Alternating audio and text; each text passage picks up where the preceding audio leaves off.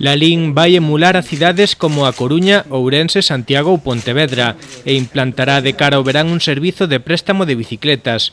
O alcalde e o director do Instituto Enerxético de Galicia asinaron este martes o convenio mediante o cal o INEGA vai conceder 140.000 euros. Como mínimo ofreceránse 50 bicicletas, que poderán ser eléctricas ou non.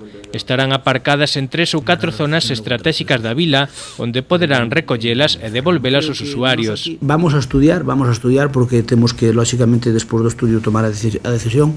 Obviamente, algunha ten que estar aquí no centro-centro, algunha base ten que estar aquí no centro-centro, falase aquí da Plaza do Concello ou Plaza da Iglesia.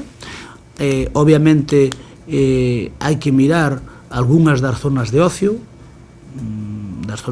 que hai aquí en Lalín, as zonas escolares, zonas de ocio, e tamén vamos a mirar a posibilidad de poñer unha no Lalín 2000, de tal maneira a ver se hai algunha persona que traballe no polígono Lalín 2000 e que queira ir en bicicleta e vir. O Concello baralla a posibilidade de ofrecer o servizo gratuito durante o primeiro mes a xeito de proba, logo cobrará un prezo simbólico.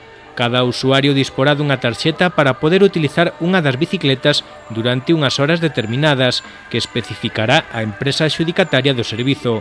A iniciativa deberá estar en funcionamento antes do 15 de setembro e por un período mínimo de 3 anos. En canto a forro, ten un aforro económico, a utilización da bicicleta é 10 veces máis barata que a utilización do vehículo, así como un coche medio consume aproximadamente 2,8 euros cada 10 km, a bici consume 0,3 euros cada 10 km.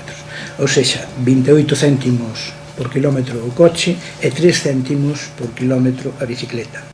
Ten ademais